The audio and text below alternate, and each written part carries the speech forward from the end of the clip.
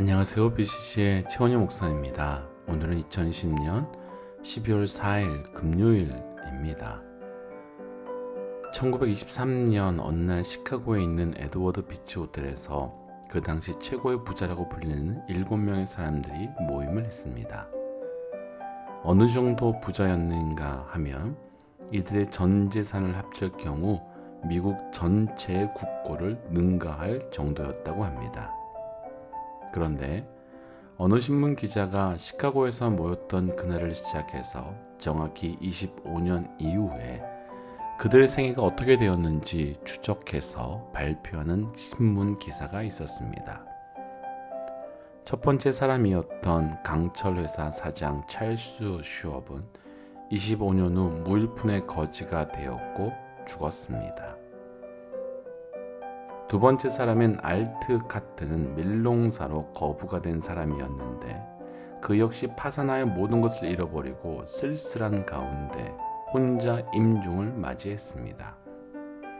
세 번째 사람인 리처드 위트니는 뉴욕은행의 총재였지만 자기를 둘러싼 여러 가지 상황이 잘못되어 감옥에서 여생을 보내고 있었고, 네 번째 사람은 앨버트 홀은 미국의 재무장관까지 지냈지만 감옥에서 막 풀려나와 집에서 죽음을 기다리고 있었습니다.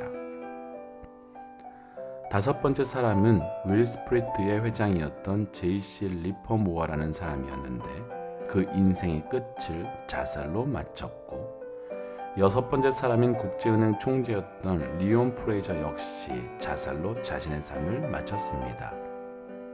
일곱 번째 사람인 이반 구르컬은 부동산 업계의 거부였지만 그 역시도 자살 미수로 병원에서 치료를 받고 있었습니다.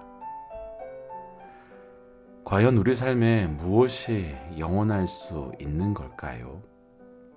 아마존 정글에서 와다니 족에게 복음을 전하다가 죽음을 당한 5명의 선교사가 있었습니다. 그런데 이들이 그 종족에게 들어가 복음을 전하기로 한 지 얼마 되지 않아 선교본부와 연락이 되지 않았고, 선교본부는 급하게 군대와 선교팀을 파송했습니다. 그리고 파송된 군인들과 선교팀에 의해서 5명의 선교사들은 모두 인디언에 의해 죽임을 당한 채 발견되었는데, 죽임을 당한 선교사님들에게는 모두 다 총이 있었다고 합니다.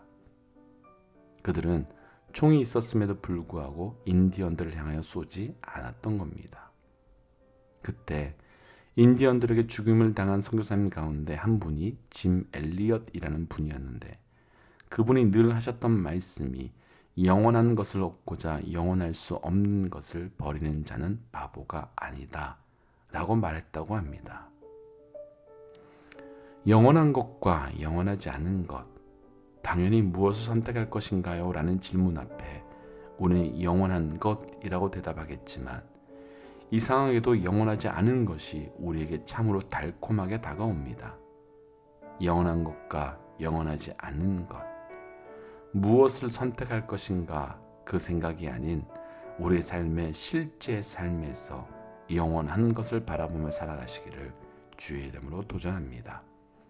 그래서 오늘 함께 나눌 찬양은 미랄이라는 찬양입니다.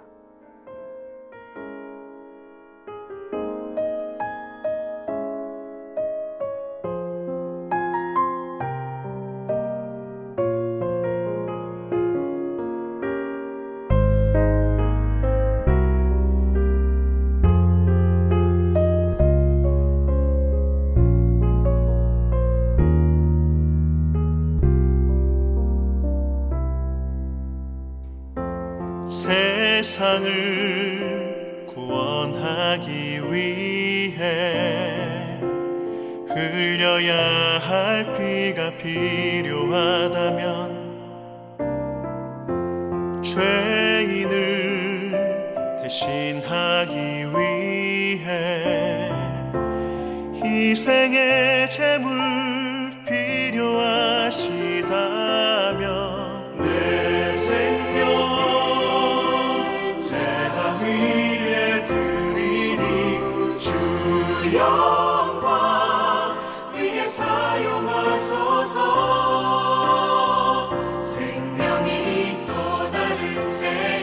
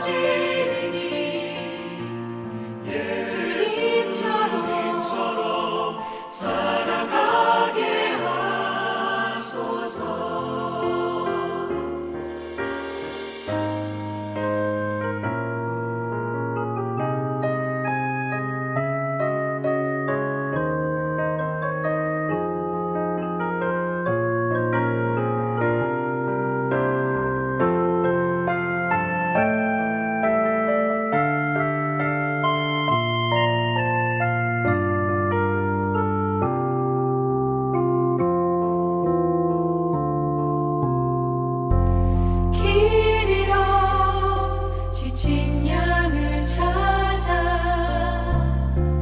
맘상에 이리저리 헤매이는 한 영혼 찾아 아파하는 예수님 마음 내게 주옵소서.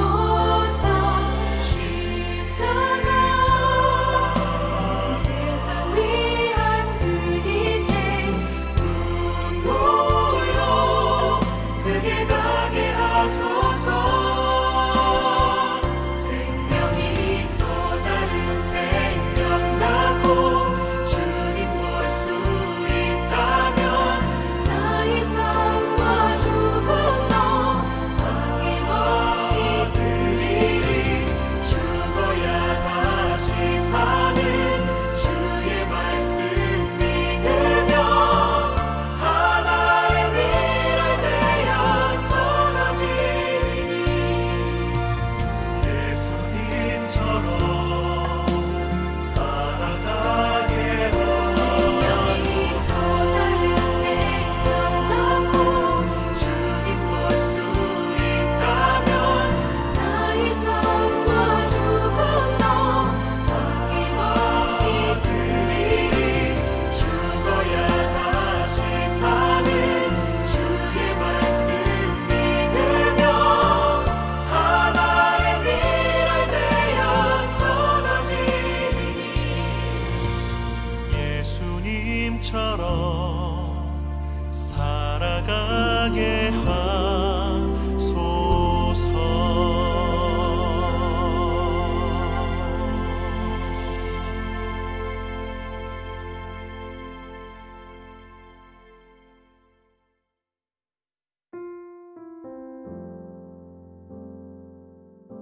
다니엘 8장 15절에서 27절 말씀.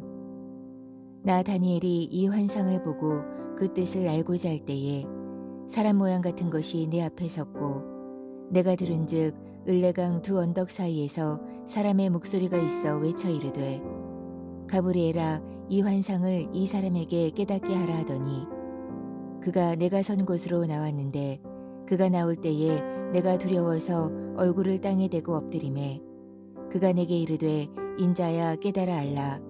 이 환상은 정한 때 끝에 관한 것이니라. 그가 내게 말할 때에 내가 얼굴을 땅에 대고 엎드려 깊이 잠들매 그가 나를 어루만져서 일으켜 세우며 이르되 진노하시는 때가 마친 후에 될 일을 내가 내게 알게 하리니 이 환상은 정한 때 끝에 관한 것임이라. 내가 본 바 두 뿔 가진 순양은 곧 메대와 바사 왕들이요 털이 많은 순염소는 곧 헬라 왕이요 그의 두 눈 사이에 있는 큰 뿔은 곧 그 첫째 왕이요 이 뿔이 꺾이고 그 대신에 네 뿔이 났은즉 그 나라 가운데에서 네 나라가 일어나되 그의 권세만 못하리라.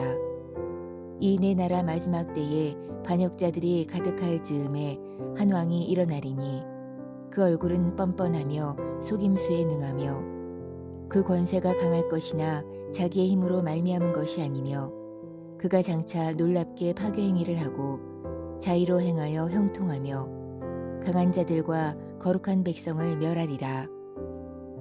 그가 꾀를 베풀어 제 손으로 속임수를 행하고 마음에 스스로 큰 체하며 또 평화로운 때에 많은 무리를 멸하며 또 스스로 서서 만왕의 왕을 대적할 것이나 그가 사람의 손으로 말미암지 아니하고 깨지리라. 이미 말한 바 주야에 대한 환상은 확실하니 너는 그 환상을 간직하라. 이는 여러 날 후의 일임이라 하더라. 이에 나 다니엘이 지쳐서 여러 날 앓다가 일어나서 왕의 일을 보았느니라. 내가 그 환상으로 말미암아 놀랐고 그 뜻을 깨닫는 사람도 없었느니라. 아멘. 함께 기도하겠습니다. 하나님, 감사합니다. 내 삶의 모든 것을 감사하고 모든 것을 인하여 찬양합니다. 오늘 하루가 주의 이름을 높이며 감사하며 살아갈 수 있는 하루 될 수 있도록 인도하여 주옵소서. 이 모든 말씀 예수님 이름으로 기도하였습니다. 아멘. 오늘 우리가 함께 나눌 말씀의 제목은 어떤 사람입니까? 라는 제목입니다. 한 사람이 어떤 사람인지를 보려면 그 사람의 행위를 보는 것이 참으로 중요한 잣대이며 기준입니다.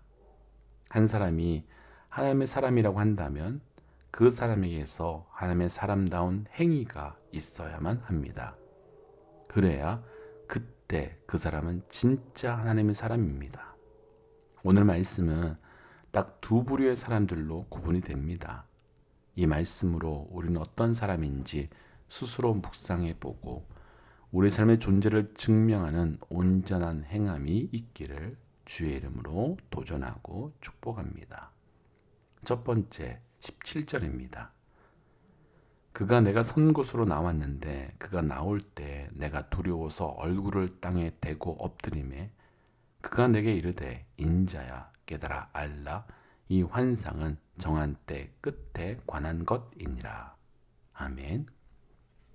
다니엘이 환상을 보았고 그 환상에 대한 뜻을 알고자 하나님께 구했습니다. 그때 하나님께서는 가브리엘이라는 천사를 보내셔서 그 환상을 설명해 주시는데 이때 다니엘의 자세를 한번 살펴보고 싶습니다. 다니엘은 하나님께서 보내신 가브리엘 앞에 나와서 두려워 얼굴을 땅에 대고 엎드립니다. 혹 상황이 되신다면 무릎을 꿇고 얼굴을 땅에 한번 대어 보시겠습니까? 결코 쉽지 않습니다. 그런데 이렇게 한다는 것은 다니엘이 그만큼 하나님 앞에 나 자신을 낮추고 있다는 것입니다. 그만큼 나 자신이 하나님 앞에 꼿꼿이 설 수 없는 존재임을 고백하고 있는 겁니다. 오늘 말씀에서 나누고 싶은 첫 번째, 나는 어떤 사람입니까? 하나님의 사람은 절대적으로 하나님 앞에 겸손한 사람입니다. 하나님의 사람은 겸손하다고 한 이유가 있습니다. 온전한 겸손은 그 대상이 온전할 때 진정한 겸손입니다. 극단적으로 사단에게 속한 사람이 있다고 가정해 본다면, 그래서 그 사람이 하나님께는 오만하고 하나님은 부인하는데 그 사람이 사단에게 겸손하게 간다고 해서 우리는 그 사람을 겸손한 사람이라고 말하지 않습니다. 오히려 그 사람은 우상 숭배를 하는 하나님의 하나님됨을 인정되지 않기에 교만한 사람이라고 말합니다. 그러니까 진정한 겸손은 그 겸손의 대상이 철저히 하나님께로 향해 있을 때만 겸손한 사람이라고 할 수 있는 겁니다. 오늘 말씀을 통해서 하나님께서 겸손의 사람, 곧 그 삶의 모든 방향을 하나님을 향하고 하나님께 엎드리는 사람에게 주시는 아주 놀라운 하나님의 은혜가 하나 있습니다. 그것은 바로 하나님의 일하심을, 하나님의 역사를, 하나님의 뜻을 그 겸손한 사람에게만 드러내어 주신다는 겁니다. 오늘 다니엘은 전적으로 겸손으로 하나님께 엎드렸습니다. 그리고 하나님께서는 그렇게 엎드리는 다니엘에게 아주 구체적으로 다니엘의 본 환상이 무엇인지 하나하나 설명해 주십니다. 이런 사건은 성경에서 또 등장합니다. 완전히 타락한 소돔과 고모라 성을 하나님께서는 심판하시기로 하셨습니다. 그런데 그때 하나님께서는 그냥 소돔과 고모라를 심판하셔도 되는데 굳이 아브라함에게 찾아가셔서 그 뜻을 알리십니다. 그때 아브라함 반응 기억하십니까? 하나님, 정말 죄송하지만 그곳에 60명의 의인이 있다면, 그렇게 기도하면서 하나님의 뜻을 구하면서 하나님의 은혜와 용서를 구하면서 10명까지 내려갑니다. 그리고 분명 그 성에는 의인 10명이 없었습니다. 그때 그 성은 완전히 사라지고 그 백성은 다 죽어야 하지만 하나님께서는 정말 철저히 하나님 앞에 엎드린 하나님의 뜻을 구한 아브라함과 약속 때문에 10명도 없었지만 아브라함의 조카 롯의 가족들을 이끌어 내십니다. 이렇게 본다면 겸손은 하나님의 응답이, 하나님의 뜻이, 하나님의 역사가 우리 가운데 일어나도록 하는 철저한 통로가 되는 겁니다. 마치 폭포가 떨어질 때 낙차가 크면 클수록 폭포가 큰 것처럼 우리도 하나님 앞에 낮추면 낮출수록 엎드리면 엎드릴수록 그 모든 것을 더 열어주시는 겁니다. 그럼 왜 그렇게 응답이 없을까요? 왜 그렇게 하나님의 메시지가 분별되지 않는 걸까요? 겸손해야 합니다. 겸손을 회복해야 합니다. 그게 하나님의 사람이고 하나님의 사람의 뜻이 하나님의 사람의 길이 열려가게 되는 겁니다. 사랑하는 믿음의 동역자 여러분, 오늘 하루가 우리 삶에서 철저히 겸손함을 경험하는 하루 되시기를 주의 이름으로 축복합니다. 두 번째, 어떤 사람입니까? 25절. 그가 꾀를 베풀어 제 손으로 속임수를 행하고 마음에 스스로 큰 차하며 또 평화로운 때에 많은 무리를 멸하며 또 스스로 서서 만왕의 왕을 대적할 것이나 그가 사람의 손으로 말미암지 아니하고 깨지니라. 아멘. 아주 짧은 구절이지만 반복되는 부분을 혹시 찾으셨습니까? 스스로 큰 채 하여, 스스로 서서, 바로 스스로라고 하는 구절입니다. 스스로 큰 채 하며 스스로 서서 스스로 다른 사람들의 것을 깨트린다고 합니다. 오늘 말씀에서 나누고 싶은 두 번째, 어떤 사람입니까? 세상의 사람은 교만한 사람입니다. 왜 세상의 사람은, 왜 사단의 사람은 교만한 사람이 되는 걸까요? 겸손과 교만의 가장 큰 차이 중에 하나는 인생의 한가운데 누가 있느냐라는 것입니다. 그 가운데 하나님이 있고 내가 엎드리면 겸손입니다. 그 가운데 내가 있고 나 외의 모든 존재가 내 앞에 엎드려야 한다고 하면 그것은 교만입니다. 그러나 그 중심의 문제가 무섭고 두려운 것은 이것이 드러나지 않는 속성을 가지고 있기 때문입니다. 잘 밝혀지지 않는 속성을 가지고 있기 때문입니다. 나는 내 인생의 중심에 하나님이 있다고 말하지만, 그런데 나는 내 마음대로 세상의 타락에 빠져 살고 있다면, 아니 더 본질적으로 예수를 믿는다고 하지만 철저히 나 중심적인 믿음을 가지고 있다고 한다면 그것은 잘 드러나지 않고 누군가는 외형적 행동만으로 충분히 하나님 앞에 겸손하다고 착각하며 속일 수 있는 겁니다. 오늘 세상의 사람이 말합니다. 내가 하나님을 대적할 것이다. 하나님을 대적한다는 그 말 자체는 내가 하나님을 내 수준과 동일하게 끌어내린다는 말이 된다는 겁니다.